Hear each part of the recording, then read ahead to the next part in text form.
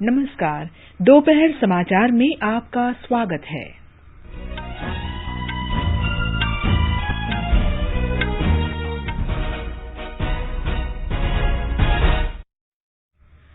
राष्ट्रपति रामनाथ कोविंद बांग्लादेश के 50वें विजय दिवस समारोह में भाग लेने के लिए 3 दिवसीय यात्रा पर ढाका पहुंचे। प्रधानमंत्री नरेंद्र मोदी कल गुजरात के आणंद में कृषि और खाद्य प्रसंस्करण पर राष्ट्रीय शिखर सम्मेलन के समापन सत्र को संबोधित करेंगे। निर्वाचन आयोग का दल चुनावी तैयारियों का जायजा लेने के लिए पंजाब के 2 दिन के दौरे पर। युवा मामले और खेल मंत्री अनुराग ठाकुर ने आज नई दिल्ली में खेलो इंडिया के अंडर 21 महिला हॉकी लीग के पहले संस्करण का शुभारंभ किया। कुन्नूर हेलीकॉप्टर दुर्घटना में एकमात्र जीवित बचे ग्रुप कैप्टन वरुण सिंह का निधन। राष्ट्रपति, प्रधानमंत्री और रक्षा मंत्री ने शोक व्यक्त किया। राष्ट्रव्यापी टीकाकरण अभियान के तहत अब तक 134 करोड़ 61 लाख से अधिक कोविड रोधी टीके लगाए गए। स्वस्थ होने की दर 98.38% हुई। विश्व स्वास्थ्य संगठन ने कोविड का ओमिक्रॉन वेरिएंट तेजी से बढ़ने की चेतावनी दी। ढाका में एशियाई चैंपियंस ट्रॉफी टूर्नामेंट में आज दोपहर बाद भारत का मुकाबला बांग्लादेश से होगा और स्पेन में BWF विश्व बैडमिंटन चैंपियनशिप के पुरुष सिंगल्स के दूसरे दौर में आज HS प्रणय का मुकाबला मलेशिया के डेरेन ल्यू से।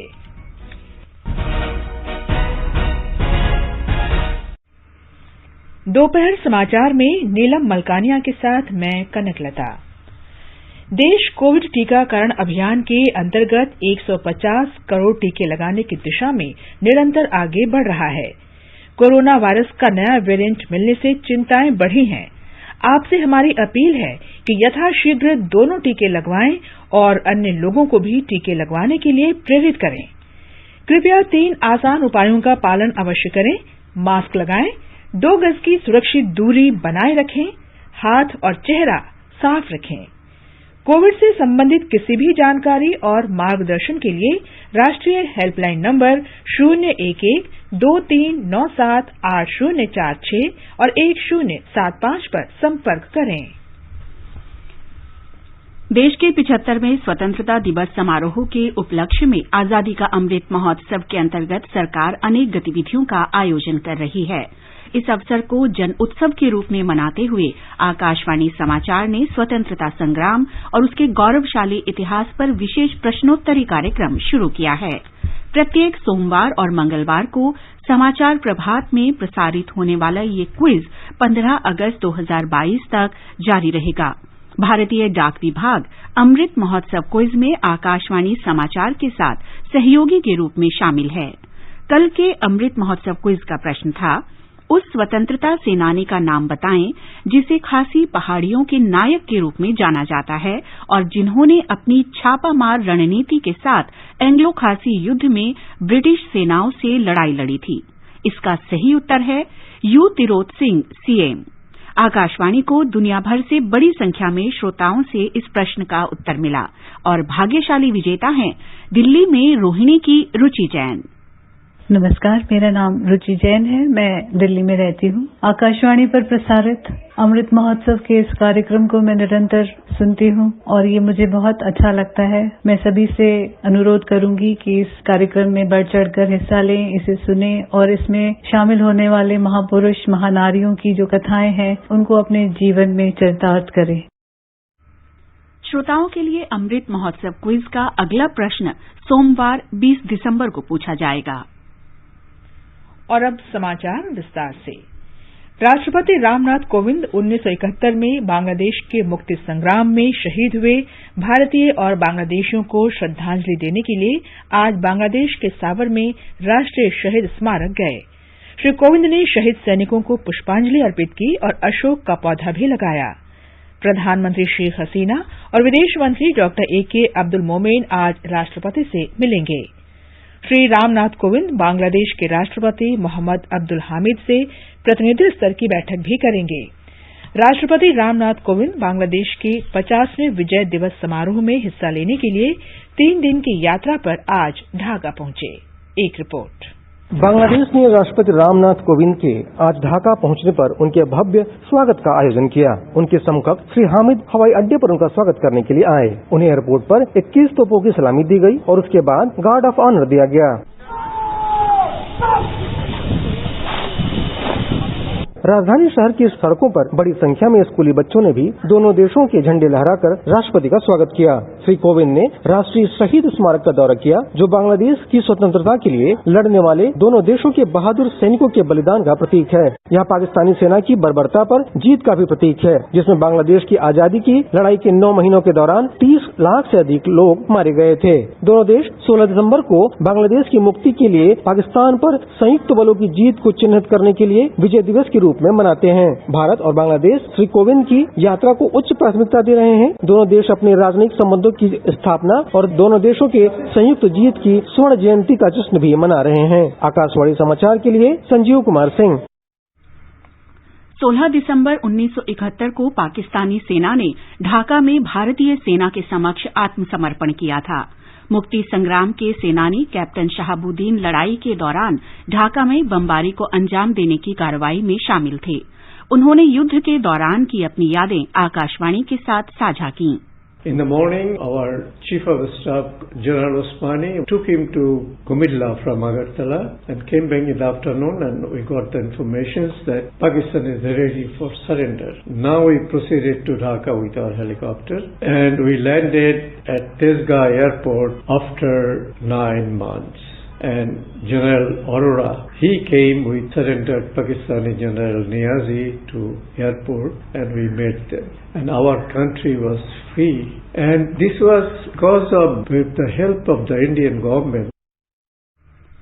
स्वतंत्रता सेनानी फिरदौस कमालुद्दीन महमूद टीपू 1971 में बांग्लादेश के मुक्ति संग्राम के दौरान सेक्टर 2 के ग्रुप कमांडर के रूप में लड़े थे। उन्होंने भारतीय सेना की मदद से मिली शानदार विजय के पलों को याद किया है। I was sent to Shalda Nadi battlefield, fought with Pakistan Army with 2nd Bengal.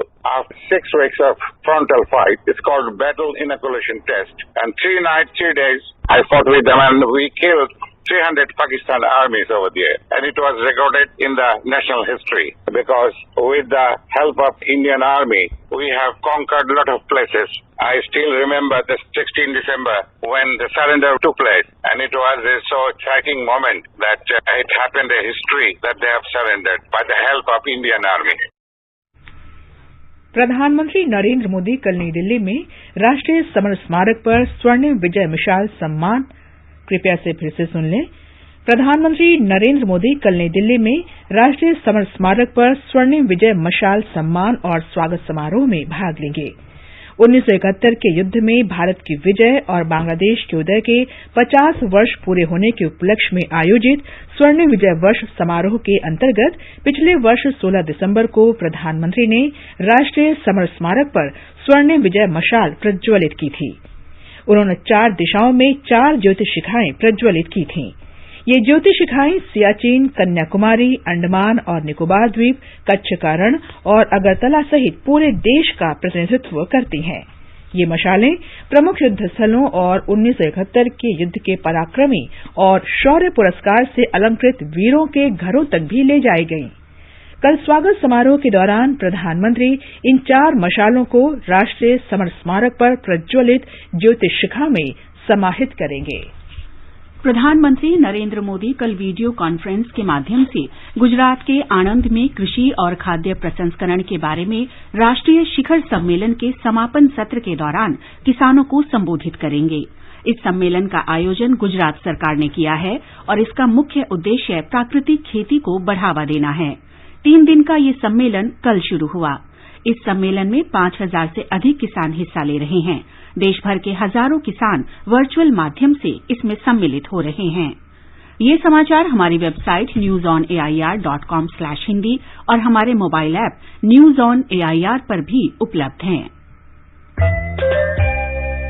चलो मिलकर एक शुरुआत करें, चलो एक फैसला आज करें, मास्क नहीं तो टोकेंगे, कोरोना को रोकेंगे, चलो एक इरादा करते हैं, चलो कुछ वादा करते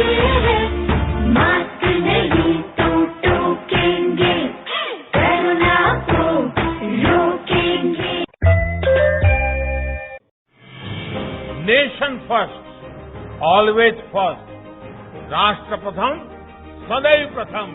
राष्ट्र प्रथम का ये मंत्र है देश की ताकत। सबके प्रयास से बढ़ता है देश का सामर्थ्य। देश की प्रगति को मिले नई गति, नई शक्ति।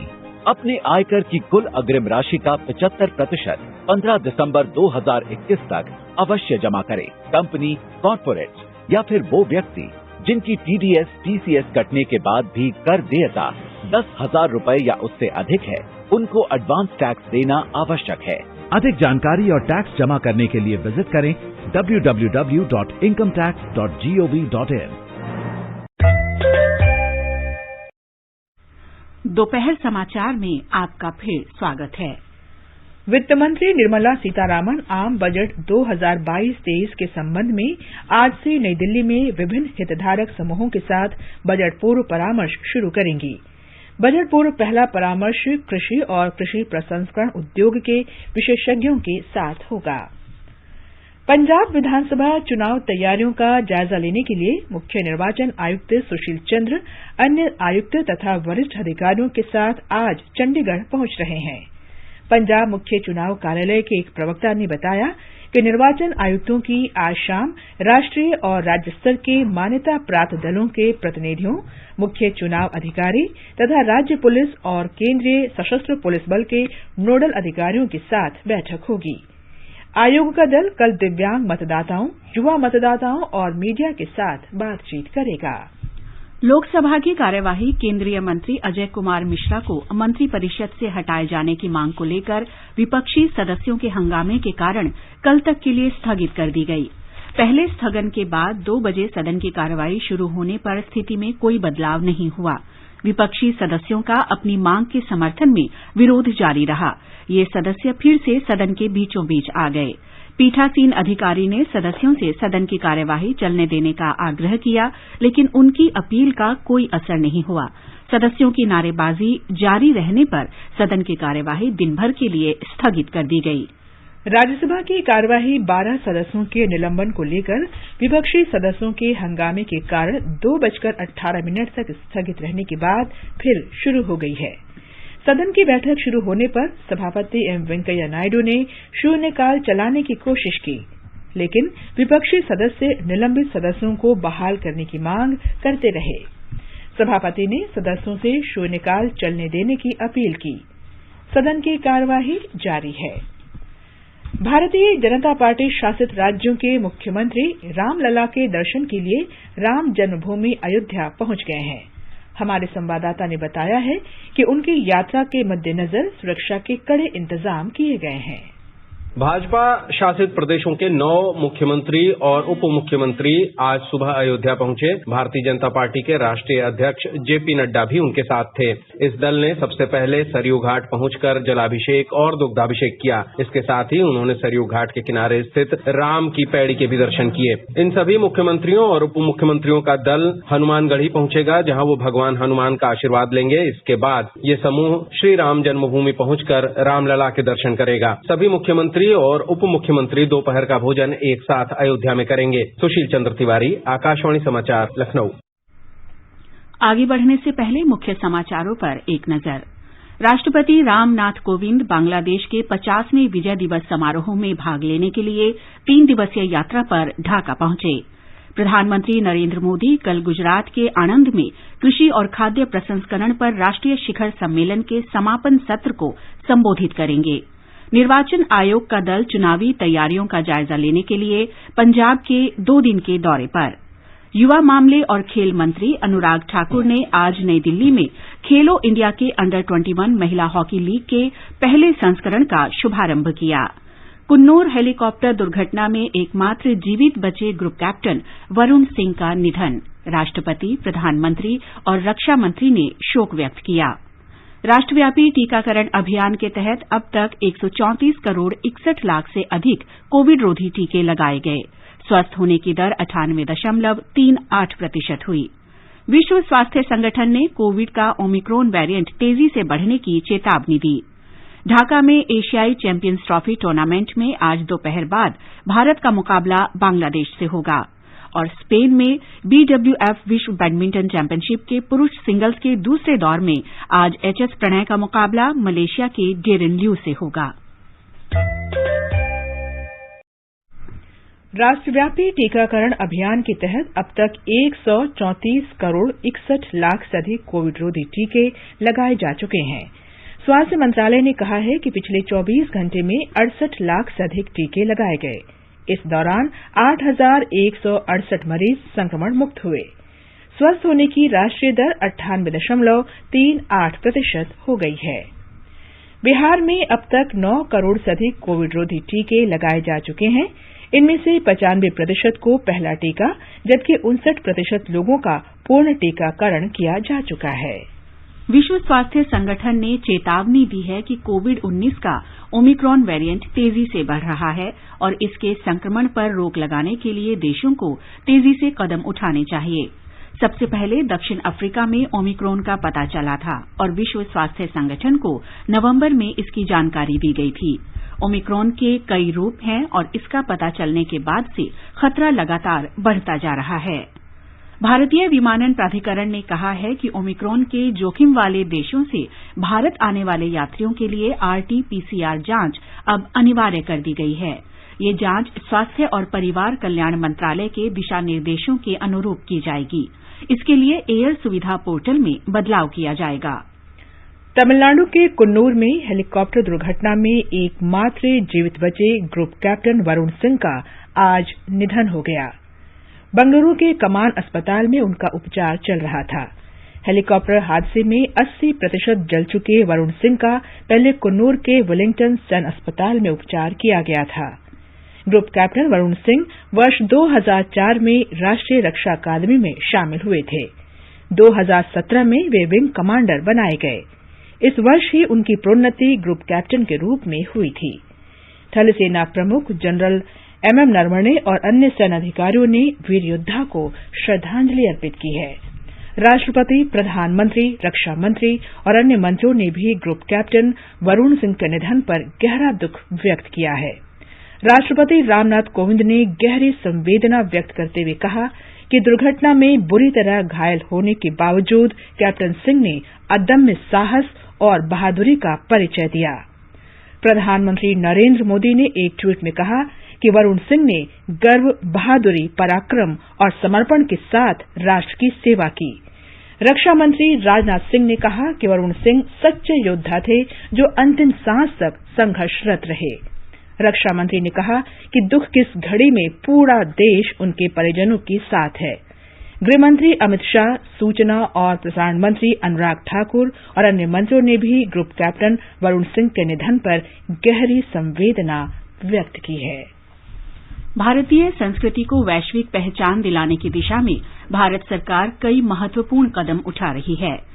केंद्रीय विदेश मंत्रालय के अधीन भारतीय सांस्कृतिक संबंध परिषद हर वर्ष 23 विभिन्न योजनाओं के माध्यम से हजारों विदेशी छात्रों को स्कॉलरशिप देती है।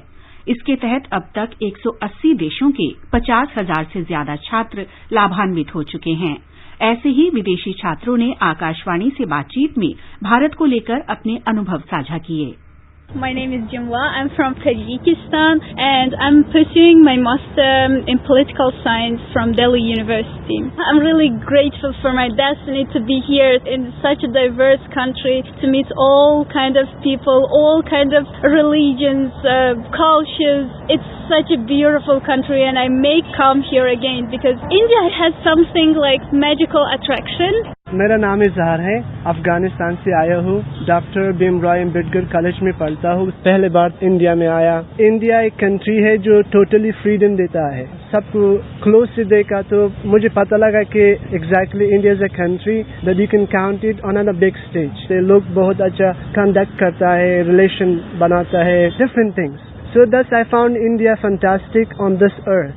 My name is Nasima Kamali and I am from Iran. I am doing my PhD in English in India. I really love India because of the culture similarity to Iran and also people are very nice. They are communicating very nicely with foreigners and also there are a lot of similarities between my culture and India's culture. In India there are a lot of diversity of people here. At the same time they have unity and this is really important that I like about India. ये समाचार आकाशवाणी से प्रसारित किए जा रहे हैं।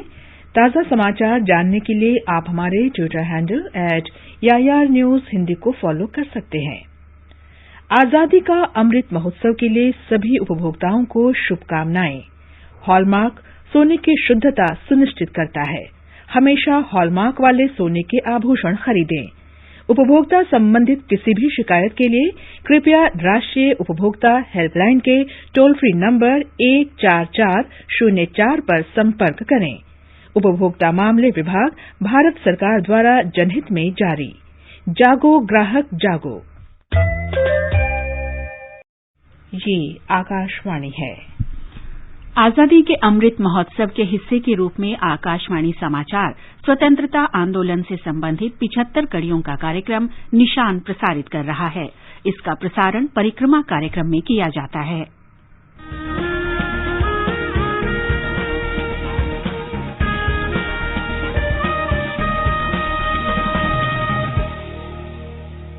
स्वाधीनता संग्राम के वे निशान जो साक्षी हैं हमारे सेनानियों के संघर्ष और बलिदान के। आकाशवाणी समाचार ला रहा है विशेष श्रृंखला निशान। हर बुधवार को शाम 4:45 पर कार्यक्रम परिक्रमा में FM गोल्ड 100.1 मेगाहर्ट्ज पर।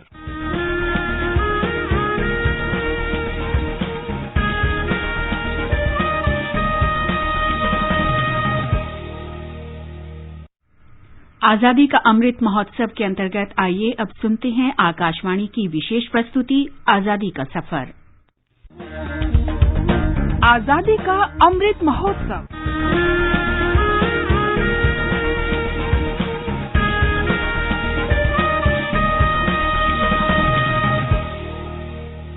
आजादी का सफर आकाशवाणी समाचार के संग। भारत का शानदार स्वाधीनता संघर्ष आधुनिक विश्व के महानतम संघर्षों में से एक है। आकाशवाणी पर हम आपके लिए रोजाना ला रहे हैं इस शानदार संघर्ष की झलक। भारत गणराज्य जनेता, अखंड भारत निर्माता। आज की कड़ी में हम याद कर रहे हैं भारत के लौह पुरुष सरदार वल्लभ भाई पटेल को। उनका निधन 15 दिसंबर 1950 को हुआ था। तेरी हो बात जन जन का साथ, तू लौह पुरुष कहलाता। संयुक्त भारत सरदार पटेल का मुख्य उद्देश्य था। इसके लिए उन्होंने राष्ट्रीय भाषा के विचार को भी प्रोत्साहन दिया। 1949 में मद्रास के आइलैंड ग्राउंड में ऐतिहासिक भाषण में सरदार पटेल ने राष्ट्रीय भाषा और भारत के विचार के लिए प्रतिबद्धता स्पष्ट की थी। You want me that I should talk to you in English. I shall obey your command. But take it from me that it will not be long before you yourself will have to speak in our own national language. Andhra భాష ఒడిలో నా అమర జీవి అసూల్ బాజావా కండదు దైవిలిగి। हम गांधीवादी स्वतंत्रता सेनानी potty Shri Ramulu को भी श्रद्धांजलि अर्पित कर रहे हैं। 1930 में नमक सत्याग्रह में भाग लेने पर श्री रामुलू को जेल जाना पड़ा। बाद में उन्होंने व्यक्तिगत सत्याग्रह और भारत छोड़ो आंदोलन में भी भाग लिया। उन्हें 3 बार जेल भेजा गया। श्री रामुलू महात्मा गांधी के पक्के अनुयायी थे। वे आंध्र प्रदेश के कोमारावोलू में गांधी आश्रम में शामिल हो गए। रामुलू ने नेल्लोर के मंदिरों में प्रवेश के लिए तथा कथित निम्न जातियों के लोगों के अधिकारों के लिए 1946 से 1948 के बीच 3 बार उपवास रखा। श्री रामुलू के समर्पण और उपवास क्षमता के बारे में महात्मा गांधी ने कहा था कि यदि श्री रामुलू जैसे उनके 11 और अनुयायी हों तो वे 1 वर्ष में अंग्रेजों से स्वतंत्रता प्राप्त कर लेंगे। 1952 में श्री रामुलू ने मद्रास के तेलुगु भाषी क्षेत्र को अलग राज्य बनाने के लिए आवाज उठाई। पृथक आंध्र राज्य की मांग करते हुए वे अन्न त्याग कर अनशन पर बैठ गए और 58 दिनों के बाद उनका देहावसान हो गया। आंध्र प्रदेश के नेल्लोर जिले का नाम उन्हीं की स्मृति में रखा गया है। महान देशभक्त पोट्टी श्री रामुलू को शत शत नमन। एक बार तो रामा बोलिया डाक, जब तो जाने विस्त्रोबोनो जुड़ाक। हम आज राष्ट्रवादी सतीश चंद्र समंता को भी स्मरण कर रहे हैं, जिनका जन्म 15 दिसंबर 1900 को हुआ था। उन्हें भारत छोड़ो आंदोलन के दौरान पश्चिम बंगाल के तामलुक में समानांतर ताम्रलिप्त जातीय सरकार के गठन का श्रेय भी दिया जाता है। स्वतंत्रता संघर्ष में शामिल होने के लिए सतीश चंद्र ने बंगाल इंजीनियरिंग कॉलेज में दूसरे वर्ष से ही पढ़ाई छोड़ दी। वे इंडियन नेशनल कांग्रेस की इकाई में शामिल हो गए और बाद में तामलुक कांग्रेस कमेटी के अध्यक्ष बने। ताम्रलिप्त जातीय सरकार की स्थापना 17 दिसंबर 1942 को हुई थी और सतीश चंद्र जून 1943 में गिरफ्तार होने तक उस सरकार का कामकाज संभालते रहे। समानांतर सरकार सितंबर 1944 तक चली और उसने स्कूलों को अनुदान दिए और सशस्त्र विद्युत वाहिनी का गठन किया। स्वतंत्रता के उपरांत सतीश चंद्र समंता 3 दशक से अधिक समय तक संसद सदस्य रहे। उन्होंने पूरा जीवन जन सेवा के लिए समर्पित कर दिया था। महान भारतीय को हमारा शत शत नमन।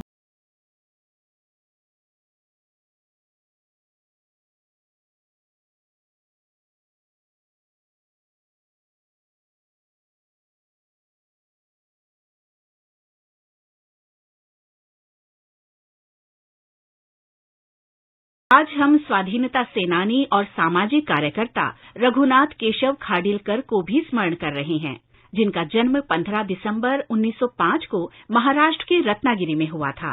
खाडिलकर 1934 में स्थापित कांग्रेस सोशलिस्ट पार्टी के संस्थापक सदस्यों में शामिल थे। वे भारत के स्वतंत्रता आंदोलन के दौरान 1930 और 1940 के बीच कई बार जेल गए। स्वतंत्रता के उपरांत खाडिलकर ने 1948 में all India peasants and workers party की स्थापना में सहायता की। 1955 में उन्होंने ऑल इंडिया मजदूर किसान पार्टी के गठन में अग्रणी भूमिका निभाई।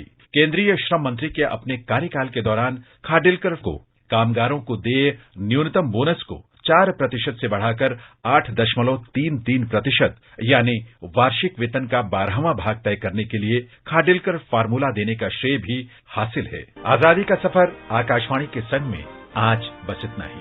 कल फिर मिलेंगे नई कड़ी के साथ।